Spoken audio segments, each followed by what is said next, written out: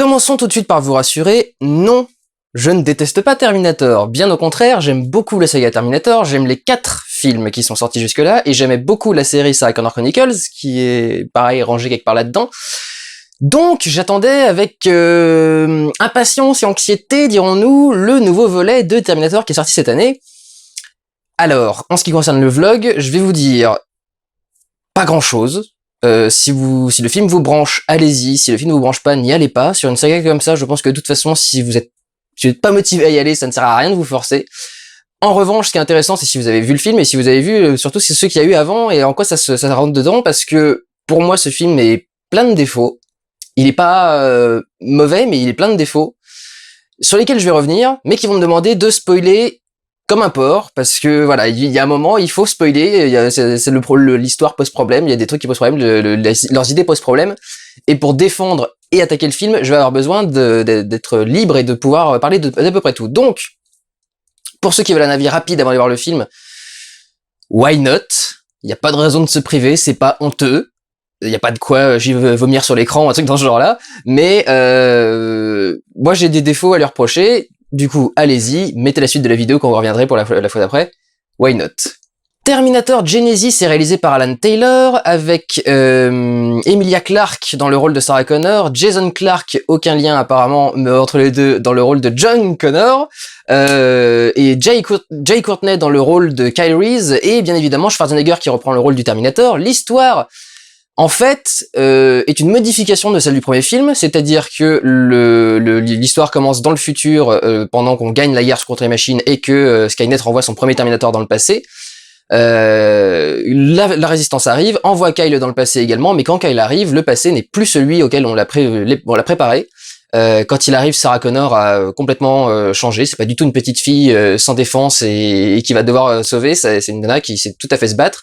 Et pour cause, parce que ça fait longtemps que le T-800 l'a sauvée. Le passé a changé, le futur a changé, la donne a changé, et donc ce film est le départ d'une nouvelle trilogie, semble-t-il, normalement, qui doit se terminer avant 2019, puisqu'en 2019, James Cameron récupère les droits de Terminator, et la compagnie qui les a pour l'instant ne pourra plus faire de suite. Donc ils sont obligés de se dépêcher et d'avoir un projet concret. Problème, j'aime pas ce projet, j'aime pas le réalisateur, et l'histoire me paraît une fanfiction de fans de Terminator. On commence bien comme ça direct. Par quoi est-ce que je peux commencer? Une petite anecdote vite fait, c'est quand même marrant cet attachement qu'ils ont à faire jouer Sarah Connor par des actrices qui jouent dans Game of Thrones, puisque l'actrice qui jouait Sarah Connor dans la série joue une Lannister dans Game of Thrones, et là c'est Daenerys, je ne sais pas comment elle s'appelle, qui joue Sarah Connor. C'est assez marrant, tout le monde vient de Game of Thrones. Jai Courtney par contre, c'est le fameux nouveau fils de John McClane qu'on a découvert dans Die Hard 5 et qu'on apprécie assez peu. Je veux dire que je suis pas très fan de l'acteur, qui me semble très peu expressif et pas très intéressant à suivre. Concernant le film lui-même, on va commencer par l'histoire, parce que c'est le truc de base. Ça ne va pas du tout. Parce que, bien sûr, quand on prend le film à l'heure actuelle et qu'on le regarde rétrospectivement, on se dit, c'est con ce que font les machines. Il suffit qu'elle retourne un peu plus tard dans le passé et elle bute un plus violent ancêtre, un plus vieux machin, un truc par rapport à Sarah Connor. Ce film, en fait, part là-dessus. Le film dit, et si on envoyait un Terminator plus tôt pour tuer Sarah Connor? Est-ce que ça changerait pas les choses? Est-ce que ce serait pas différent? Est-ce que ça foutrait pas Skynet dans la merde? Est-ce que ça foutrait pas les humains dans la merde? Est-ce que ça foutrait quelqu'un dans la merde? Mais en voulant se croire plus malin que le film se trompe complètement de chemin, parce que à partir du moment où le film se termine en nous disant, dans la pièce du futur, en 2020 et quelques, là, dans l'endroit où il y a le futur, il y a Skynet, donc sous les traits d'un docteur, du Docteur Who, il y a Skynet qui est dans la pièce, qui a modifié John Connor, donc qui l'a transformé en Terminator, qui l'a renvoyé dans le passé, et qui donc du coup est le seul patron de la pièce qui permet de voyager dans le temps.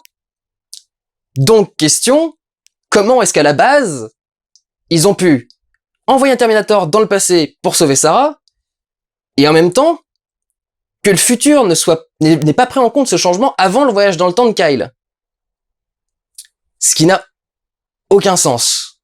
Si le moment où Kyle revient dans le passé et si au moment où Kyle arrive dans le passé, il arrive dans un passé où Sarah Connor sait déjà ce qui doit se passer, son futur devrait aussi être modifié. C'est l'idée qu'explique Retour à le futur, et c'est ce que Terminator essaye de faire. C'est ce qu'explique Retour à le futur, c'est il y a un point dans le temps où le temps se sépare, devient une tangente, et il y a une ligne qui part normalement la ligne doit aller comme ça, et finalement la ligne elle part comme ça, et elle s'en va comme ça. Et elle crée une tangente, et elle crée une autre ligne. On peut pas arriver dans le passé de cette ligne-là, tant qu'on a, si notre futur présent n'est pas sur la même timeline. C'est le retour lui-même peut provoquer l'embranchement, mais on peut pas revenir et profiter d'un embranchement qu'on n'a pas encore vécu. Enfin, c'est pas cohérent du tout. C'est-à-dire que le film, en essayant de se croire malin et en essayant de faire le truc du est-ce qu'on pourrait l'envoyer plus tôt, se tire une balle dans le pied complètement parce que son scénario est pas compatible avec ça. Ni du début ni à la fin. Enfin, c'est pas logique au niveau du début pour l'arrivée de Kyle Reese, et c'est pas logique au niveau de la fin parce que Skynet normalement contrôle la machine et devrait pas pouvoir permettre aux gens de venir.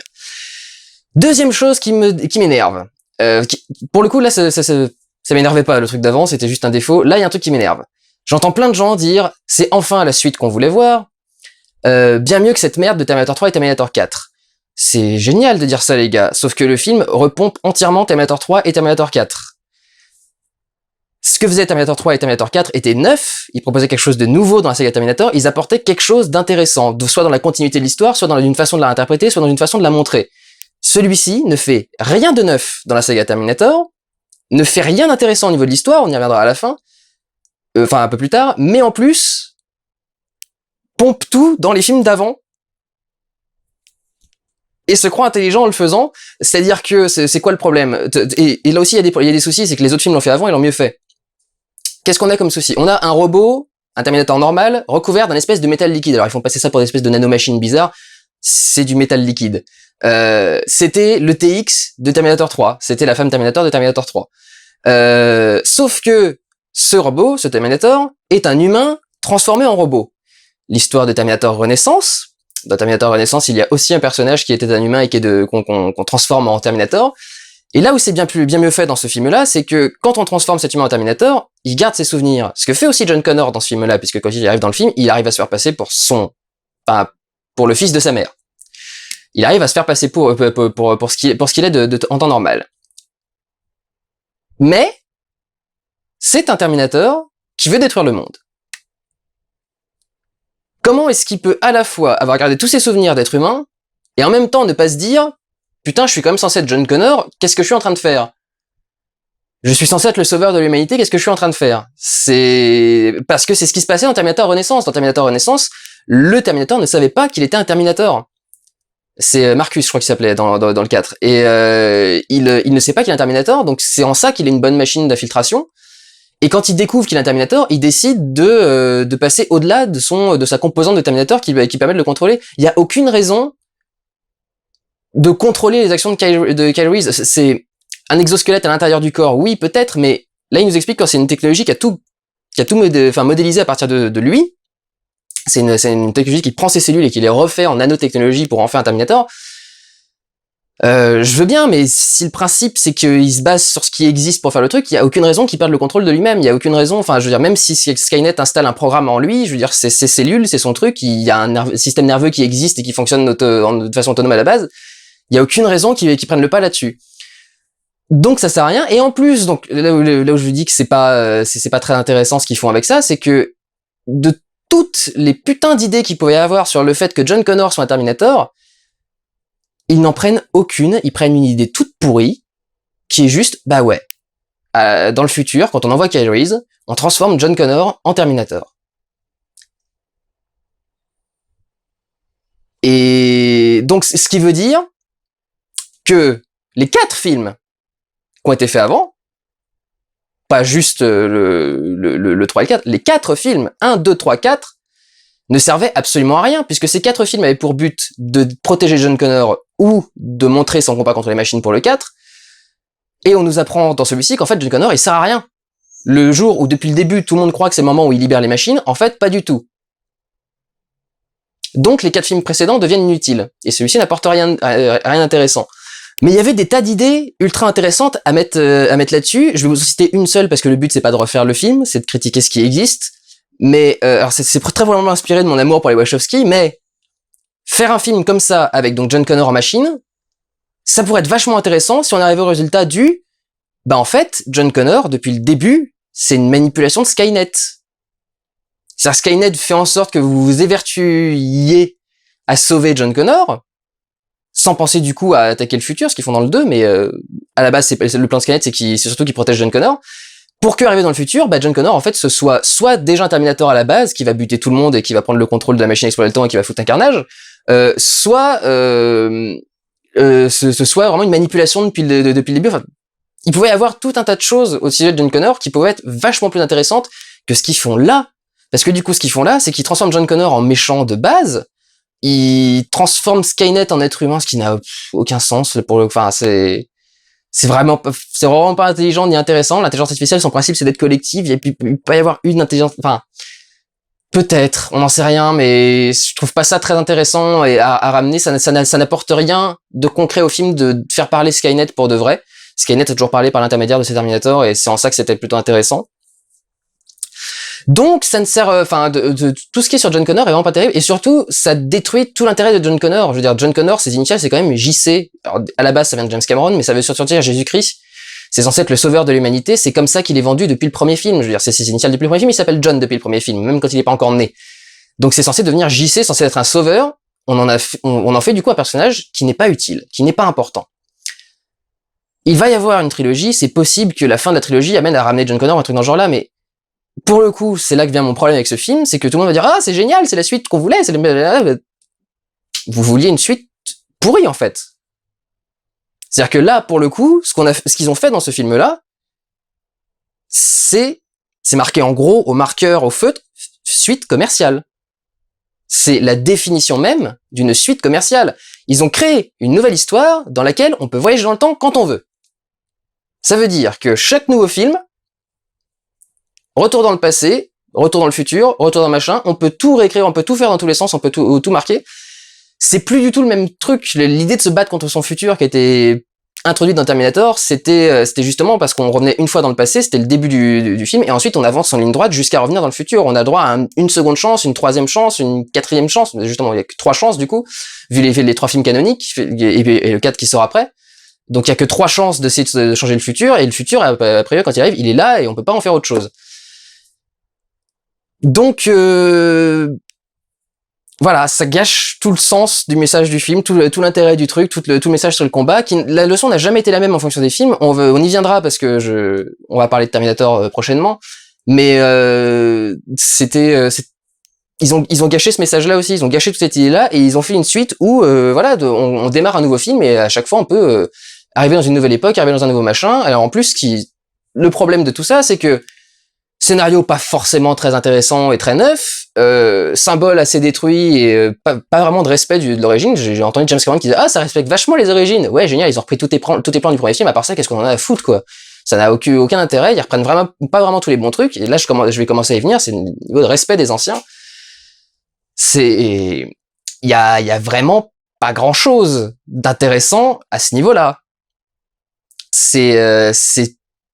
C'est vraiment, oui, donc reprendre ses plans de façon très très basique, mais rien de plus. Donc c'est juste ça, quoi. Il s'est fait mousser sur ah, vous avez vu, on reprend mon ancien film, c'est trop cool. Sauf qu'il reprend tout dans le film. Alan Taylor, qui est le réalisateur, reprend tout de façon sans saveur et pas intéressante. Tout ce qu'il pourrait faire évoluer, tout ce qu'il pourrait faire d'intéressant avec les personnages, il le fait pas.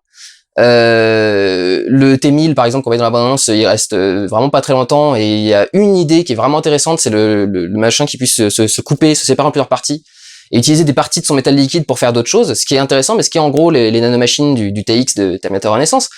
C'est intéressant, sauf que ce personnage-là, il jarte au bout de 10-15 minutes. Donc c'est dommage, enfin toutes ces bonnes idées sont gâchées immédiatement et on repart sur une histoire complètement basique avec un truc complètement débile où John Connor revient dans le passé et se met à inventer des trucs. Skynet renommé Genesis. Quand j'ai vu le sous-titre du film, je me suis dit bon, alors qu'est-ce qui se passe? Genesis c'est quoi? C'est la naissance d'un truc spécial. En fait, si ça se trouve, c'est pas du tout la fin de la guerre. L'arrivée de John Connor, c'est le début d'un truc vraiment encore pire ou un truc dans ce genre-là avec Skynet. Non, c'est juste le titre, il est un peu ancien, donc on l'a changé. On l'a appelé Genesis.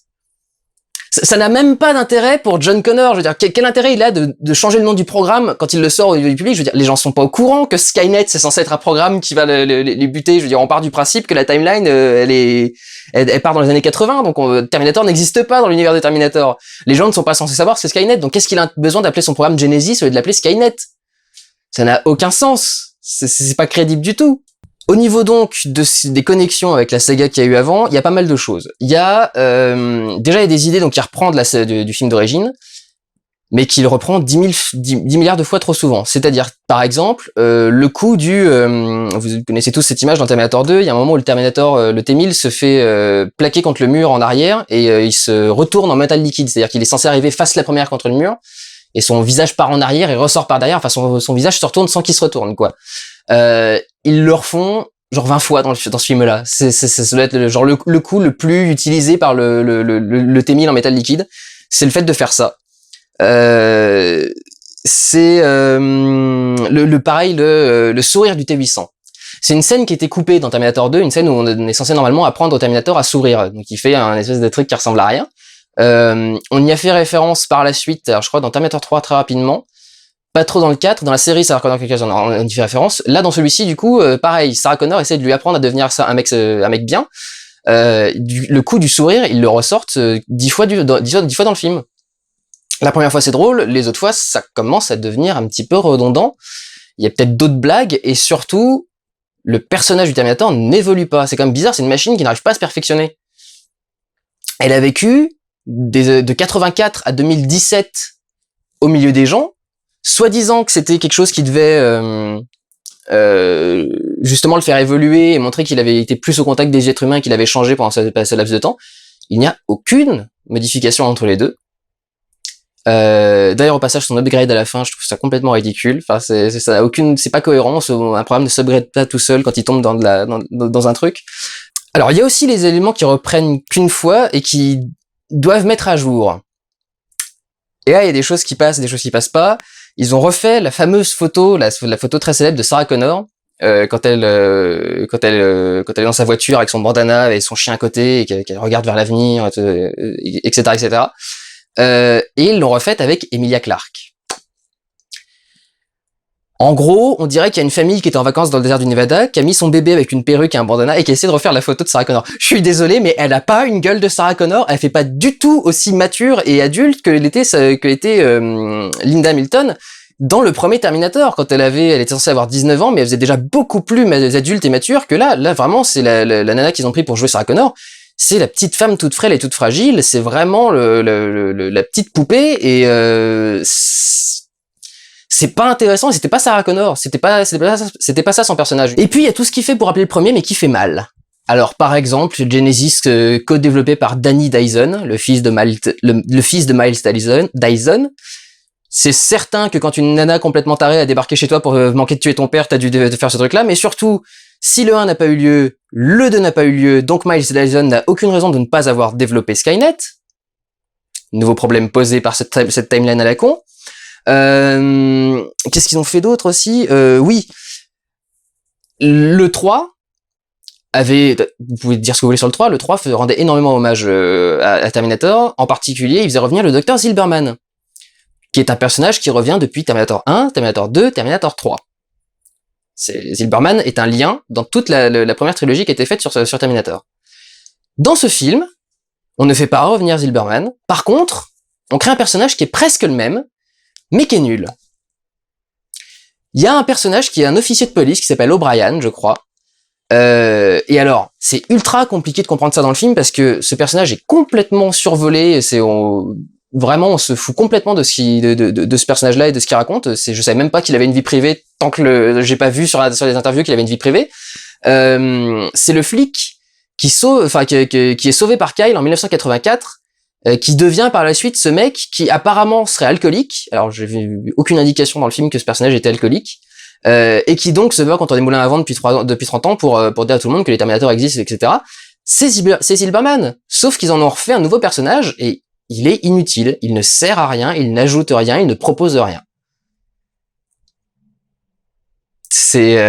Pourquoi avoir fait ça? À la limite, faire revenir Zilberman, oui, ça aurait eu un sens, ça aurait été drôle, ça aurait fait un clin d'œil, mais créer un nouveau personnage comme ça qui est juste survolé vite fait et qui est rapidement pour qu'on te fasse sortir d'hôpital à un moment. On a la même chose sur les extras, c'est-à-dire tout ce qui est figuration et silhouette. En 2001, en 84, normalement, dans le premier film Terminator, il y avait un gang de punk que le Terminator venait massacrer. Là, du coup, tous les doubleurs qu'ils ont pris, enfin tous les comédiens qu'ils ont repris, il y en a aucun qui ressemble aux acteurs d'origine.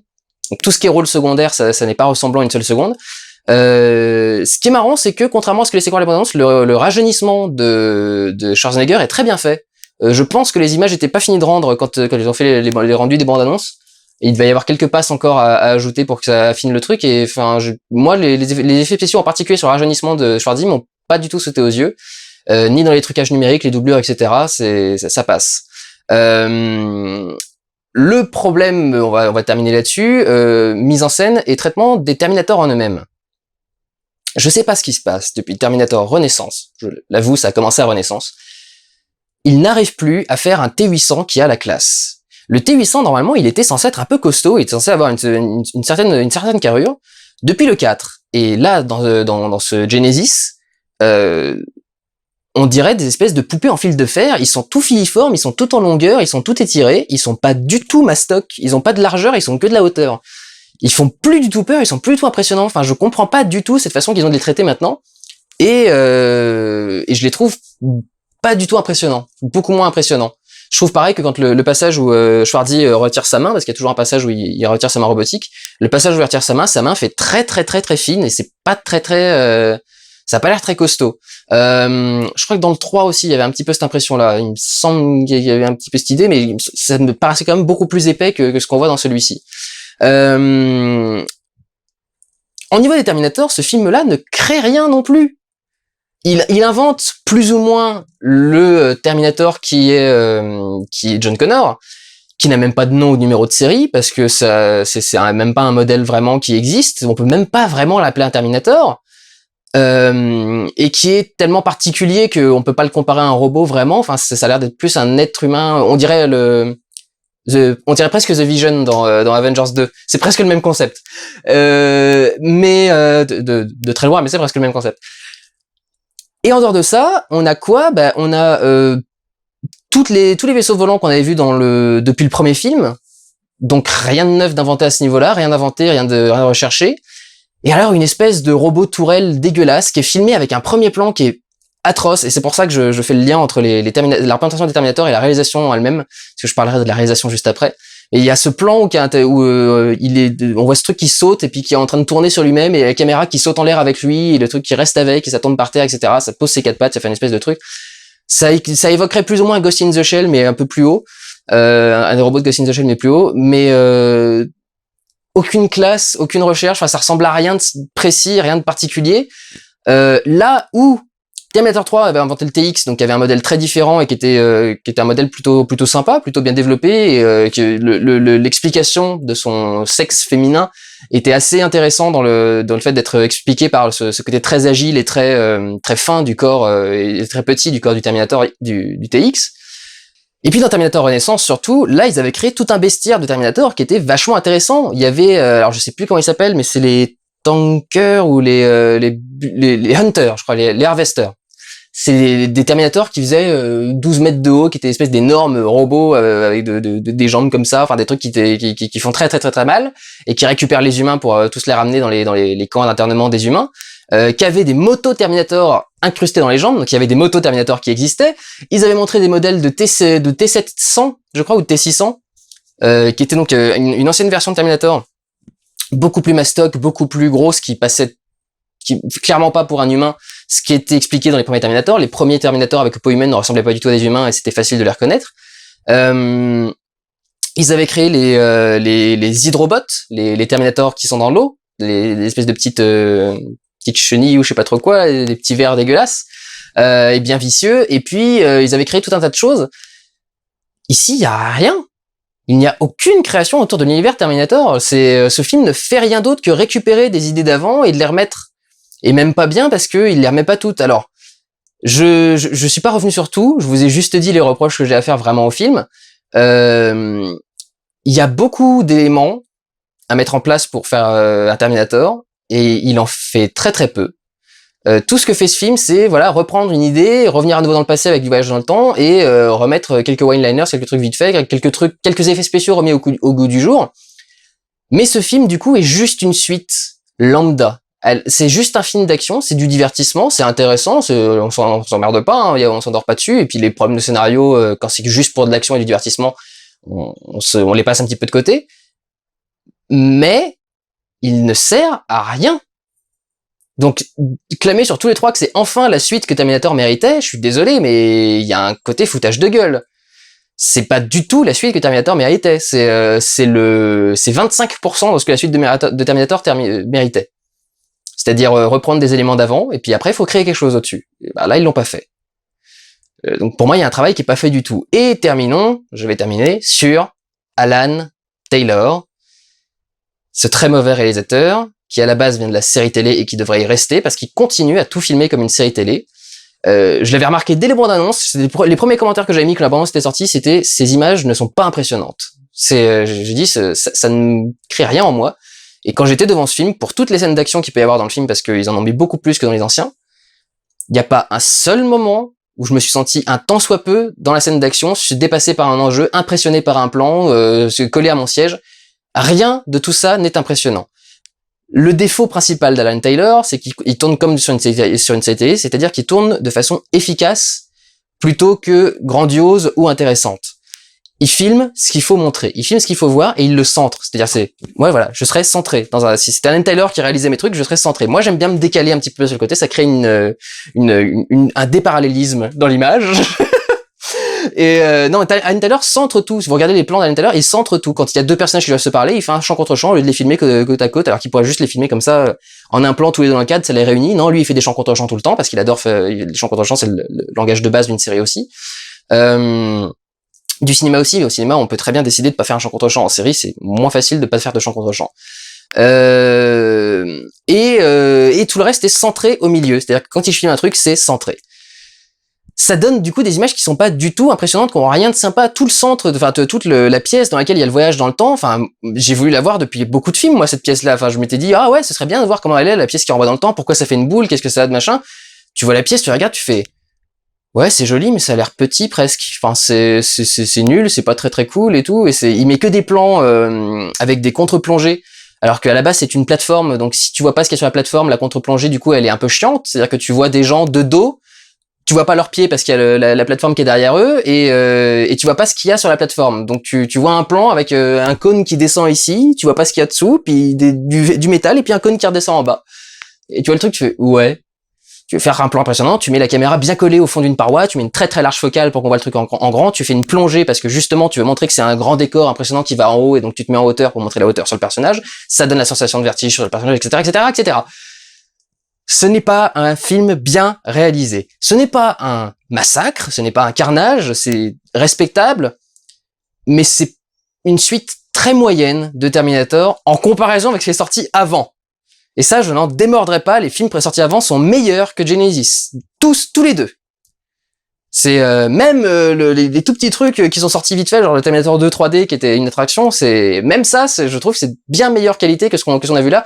Dans le Terminator 2 3D, ils inventaient le T1 million qui était le robot qui protège Skynet, qui est une espèce d'énorme pieuvre en métal liquide avec 17 pattes ou un truc dans ce genre-là et qui se bat en allant super vite, qu'on voit des pics et des machins. Là au moins ils ont fait un truc intéressant quoi, ils font même pas ça dans cette suite-là. Va falloir faire quoi? Va falloir attendre la fin de cette nouvelle trilogie qu'ils sont en train de lancer. Enfin non. Donnez-moi un truc d'intéressant à la base. Peut-être qu'après je vous suivrai, mais je vais pas vous suivre sur le principe en espérant à la fin qu'il y a un truc intéressant. Mais c'est pas mauvais. Enfin, très franchement, je pense que je vais l'acheter et que je le reverrai. J'aime bien ce film, je le trouve intéressant, j'aime bien les scènes d'action, etc. Mais il a pas d'impact. Il laisse pas de souvenirs, il laisse pas de traces. Il va passer comme ça et puis on va passer au film suivant. Alors que les films Terminator d'avant, vous les avez peut-être détestés, mais au moins ils vous sont tous restés en mémoire. Vous en êtes tous souvenus. Donc voilà, je suis déçu, mais pas tant que ça parce que ça fait un bout de temps que je sentais que ça allait pas être terrible. Mais et pas tant que ça non plus parce que voilà, c'est pas une daube, c'est pas un étron. C'est respectable, c'est sympathique, ça marche bien, c'est divertissant. Un petit peu long pour ce que c'est, un petit peu trop sûr d'être intelligent alors qu'il fait beaucoup de merde. Mais ça passe. J'espère juste, vraiment, ils ont 2 ans pour préparer la première suite et 4 ans pour préparer l'autre. Va falloir vous bouger le cul, les gars. Ce serait bien aussi de changer de réalisateur, au passage, mais il va falloir vous bouger le cul, il va falloir créer une histoire plus intéressante que ça, parce que là, pour l'instant, il n'y a pas de quoi faire tenir une trilogie. C'est déjà, quand ce film se termine, il y a aucune annonce de suite possible, alors que, enfin, elle finit le film et elle fait, ah, ça y est, maintenant je peux décider. Bah oui, enfin, a priori, s'il y a une trilogie derrière, c'est que tu peux pas décider de tant que ça. Donc annoncer quelque part qu'il y a une trilogie qui va arriver, finissez pas en faisant, ah, ça y est, c'est encore une suite qui se termine avec une fin. Parce que toutes les suites, tous les films sont toujours terminés avec une fin. C'est-à-dire, voilà, notre problème il est résolu, notre machin il est résolu, maintenant, tout ce qu'on peut savoir, c'est attendre et voir ce qui va se passer. Donc on va pas vous montrer des gens qui attendent, donc on termine le film avec une note d'espoir pour Terminator 2, par exemple. Pas pour Terminator 3, qui est l'inverse complet, et Terminator 4, c'est encore autre chose. Donc, il y avait plein de choses possibles, et celui-là, 9. Enfin bref, c'est toujours drôle de devoir choisir jouer Terminator, pour le coup ça ne change pas, ça reste l'intérêt principal du film. Allez le voir si ça vous branche, je pense que si ça vous branche ça peut vous intéresser, si ça ne vous branche pas, il n'y a pas grand chose qui va me permettre de vous pousser à aller le regarder. Et en ce qui me concerne, sans plus, et je n'attends pas vraiment les suites, peut-être une légère curiosité pour voir s'ils vont trouver quelque chose d'intéressant, mais pas pour l'instant. Prenez soin de vous, allez voir des films, ciao!